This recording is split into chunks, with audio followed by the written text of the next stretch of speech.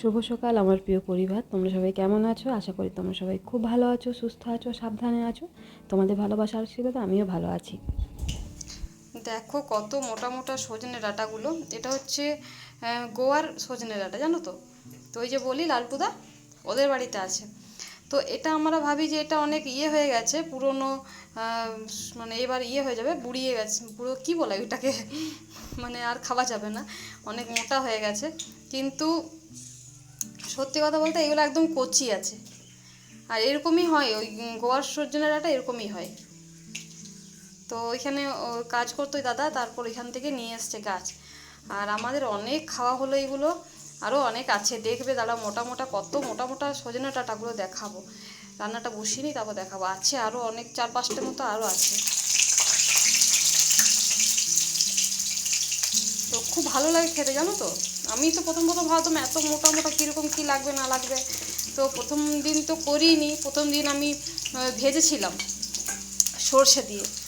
তারপর দেখছি যে না, বেশ ভালোই লাগছে। তারপরের দিন একদিন করলাম, সাহস করে ঝোল করলাম তো প্রথমে একটু কুকারে ভাপিয়ে নিয়েছিলাম যে সেদ্ধ হবে না হবে, কীরকম কী হবে।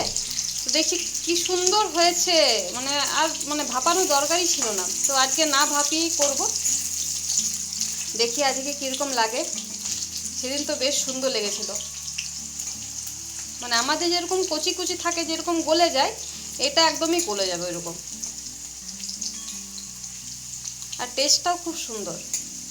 আর এই যে এই সজনে ডাঁটার মানে সিজন চলে এলো, এবার এই সজনে ডাঁটা। তোমাদের দাদা সেদিন এনেছে কতগুলো দেখলেই, তারপর আবার লালটোদা দিয়ে গেলো এতগুলো, মানে 10-12টার মতো লালটোদা দিয়ে গেছে। তো এত সজনে ডাঁটা কে যে খাবে, বাপ রে বাপ। এইগুলো করলাম আবার, আরও মোটামুটি 4-5 দিন তো হবেই। তো চলো এটা করি, আর দেখো কতটা রিস্ক নিয়ে আমি কাজ করি। দেখো, দেখেছো কথাই আছে ছেলেটা, একদম তেলের যদি কোনোরকম কোনো ছেটা পড়ে গেল মুখে তো কি হবে বলো তো? যতই বলি তুমি ওইদিকে খেলনা নিয়ে খেলো, কিন্তু ওই যে ও নাইটিটা ধরে দাঁড়িয়ে থাকবে, কিছু করার নেই, বুঝবেও না। তো কখনো কখনো কোলে নিই, আর কখনো কখনো আবার ওইখানে দাঁড়িয়েই থাকে। ও কী করবো বলো? তো এখনও কোলে চাপতে চাইছে, চলো ওকে কোলে নিয়ে নিই, আর এটা ফুটতে থাক, জল দিয়ে দিয়েছি, আর একটু জল দিয়ে দিই।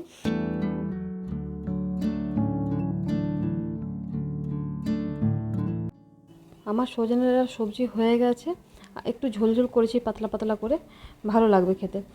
আর সবাই ভাবছে যে এত মোটা মোটা কীরকম লাগবে, কিন্তু বিশ্বাস করো খুবই ভালো লাগে খেতে। একদম মানে ধরলেই না একদম ফেটে যায়, এত ভালো সেদ্ধ হয়, খুব ভালো লাগে খেতে। তো ডাল রেখেছে, কুলটি নিয়ে যাবে। তো এতবার এলো মারা, কিন্তু নিয়ে যাওয়া হলো না।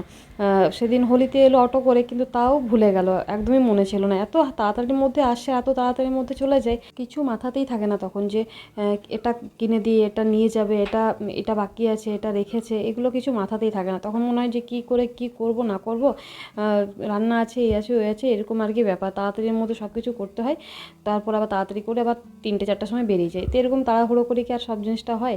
তো যাই হোক, এবার যখন আসবে তখন নিয়ে যাবে। আর আমার এদিকে সব কিছু কাজটা সব হয়ে গেছে, এবার এই হটপটটা ধুয়ে নিই, হটপটটা ধুলে হয়ে যাবে, আর এই রুটি রাখার কাপড়টা কেচে দেবো, তাহলে হয়ে যাবে।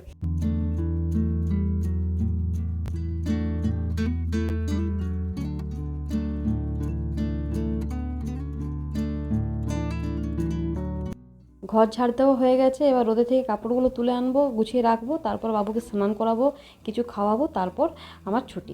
মানে ছুটি বলতে আরও কিছু কাজ আছে আমার তবে সেটা বাবু ঘুমোলে তবেই হবে, না হলে হবে না।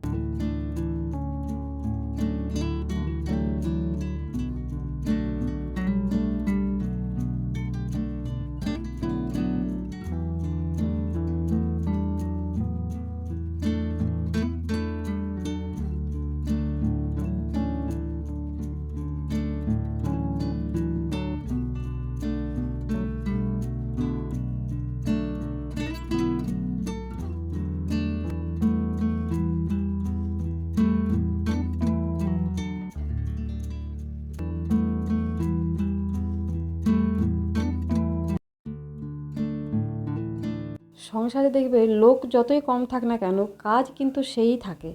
সেই ঘর ঝাড় দেওয়া, মোছা, কাপড় কাচা, বাসন ধোয়া, সব কিছু গুছিয়ে নিজের জায়গায় রাখা, সেগুলোর কিন্তু কোনো হেরফের হয় না। আর একটু যদি চোখটা বন্ধ করে থেকেছো যে না আজকে করব না কালকে করব, বা অলসতা দেখিয়েছো, বা মানে থাকবে, তো ব্যাস ঘর ততক্ষণে একদম এলোমেলো হয়ে বসে থাকবে।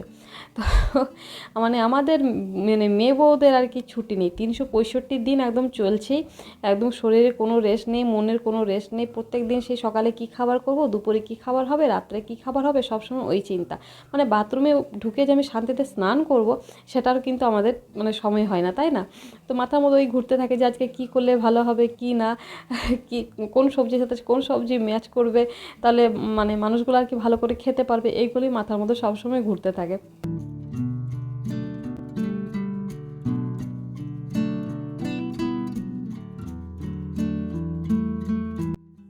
আজকে ভাবছি রান্নাঘরটা পরিষ্কার করব, কি অবস্থা হয়েছে দেখো।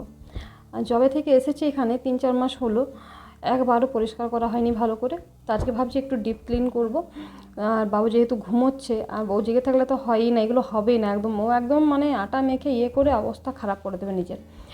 তো ভাবছি আজকে একটু যখন ঘুমোচ্ছে তখন আমিও শুলে পারতাম, কিন্তু না, আজকে শোবো না। শুয়ে থাকাই হয়ে যাবে, তখন এগুলো আর হবে না। তো দেখবে আমাদের বেশিরভাগ সময় তো রান্নাঘরেই কাটে, আর রান্নাঘরটা যদি পরিষ্কার না থাকে তো কেমন একটা মনটা খিটখিট লাগে, মেজাজটা খিটখিট লাগে, ভালো লাগে না। আর রান্নাঘর যদি পরিষ্কার পরিচ্ছন্ন থাকে, সব কিছু যদি হাতের সামনে থাকে, বেশ মানে সাজানো গোছানো থাকে, তাহলে বেশ ভালো লাগে, আর রান্না করতেও কিন্তু একটা ভালো লাগে। আর সব কিছু সাজিয়ে রাখাটা একটা আমাদের কর্তব্য, যেহেতু আমরা একজন মানে ঘরের বউ আর কি। তো সেই তো ঘরের জিনিসপত্র যদি সাজিয়ে গুছিয়ে না রাখি, তাহলে ঘরটা একটা নেগেটিভ এনার্জিতে ভরে যায়। আর যত সাজিয়ে গুছিয়ে পরিষ্কার পরিচ্ছন্ন রাখবে, তত কিন্তু পজিটিভ এনার্জি আসে ঘরের মধ্যে।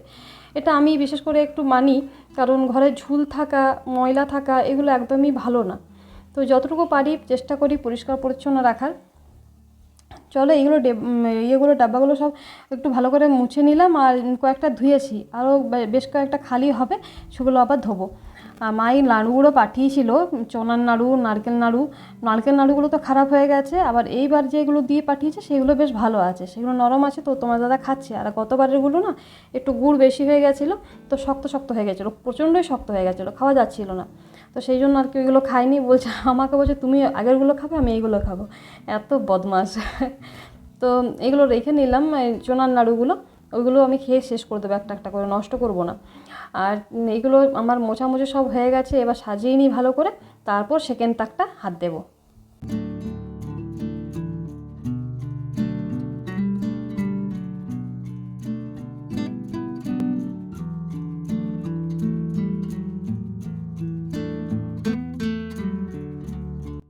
আমি যে 1.5 বছর কুলটিতে ছিলাম এরকম কিন্তু ছিলাম না, দেখো কত জিনিস করেছি। এই কৌটোগুলো সব আমার ওইখানের কেনা।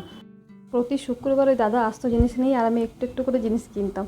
তো ওই একটু একটু করে কিনতে কিনতে আমার কত জিনিস হয়ে গেছে আজকে। তো প্রায় সব জিনিসই কিনে ফেলেছি, যা যা থাকতো দাদার কাছে।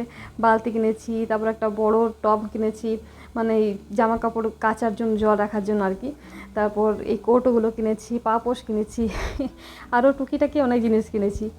এখনও যখন জিনিস দিতে আসে আমার নাকি খোঁজ করে যে বুনু নেই কিনবে, তো বলে যে না নেই, যে ও অনেক জিনিস কিনেছে আমার কাছে। তো এই আর কি ব্যাপার, তো কিনতাম, মানে যে আমার ওইখানেও ঘরেও তো জিনিসের দরকার ছিল, তার জন্য আর কি কিনে কিনে রাখতাম, যে আমার শাশুড়ি মা অত পারে না, যে কী করতে হবে কিনা এতটা নলেজ নেই, জানো তো, বাইরে বেরোই না, তার জন্য আর কি। তো ভেবেছিলাম যে যাবো তখন একটু একটু করে সব কিছু জিনিস কিনে রাখি, সাজিয়ে গুছিয়ে রাখো ভালো করে সংসারটাকে। তো সেটা তো আর হলো না। তো এইখানেই কাজে লেগে গেলো। যাই হোক, আবার যখন ওই ঘরে তো যাবোই, এখন না হোক কখনো তো যাব, তখন আবার ওই ঘরটাও সাজাবো। এদিকে দেখো বাবু উঠে গেছে, মানে উঠেনি, ঘুমের ঘোরটা আছে। তো দেখি যদি আবার ঘুমোই তো ঘুমোবে, তারপর এই রান্নাঘরটা ঝাড় দিয়ে দেবো, ব্যাস তাহলে আমার কাজ শেষ আজকের মতো না, আবার খাওয়া দাওয়া আছে, বিকেলে আবার রান্না বান্না আছে, তো সেগুলো তো চলতেই থাকবে। তো দেখি ঘুম পাড়িয়ে দিই ওকে।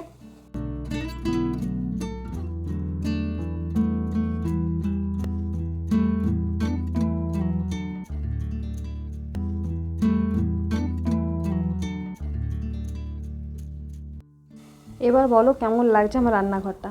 যে জিনিসগুলো দরকার নেই প্রতিদিন সেগুলো একটু পেছন দিকে রেখেছি, আর যেগুলো প্রতিদিন দরকার হয় সেগুলো একটু সামনের দিকে রেখেছি। আর এইগুলো এই প্রসাদগুলো আজ খেয়ে শেষ করব, তারপর রেখে দেবো, আর বিস্কিটেরটা ব্যবস্থা করতে হবে। আর এইগুলো তো সব কিছু পরিষ্কার হয়ে গেছে, আর এগুলো তো রাখার জায়গা নেই। দেখি চিন্তা ভাবনা করছি, ভাবছি যে কালী পুজো পর্যন্ত একটা বাসন রাখার র্যাক নেবো, তাহলে আমার এই স্ল্যাবটাতে অনেকটা জায়গা বেরিয়ে যাবে।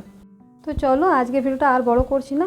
ভিডিওটা কেমন লাগলো অবশ্যই একটু কমেন্টে জানিও, ভালো লাগলে অবশ্যই একটু লাইক করো, একটু সাবস্ক্রাইব করো, আমার পাশে থেকো। সবাই খুব ভালো থেকো, সুস্থ থেকো, সাবধানে থেকো। দেখা হচ্ছে নতুন একটা ব্লগে। আর অবশ্যই কমেন্ট করে জানিও আজকে আমার রান্নাঘর পরিষ্কার তোমাদের কেমন লাগলো।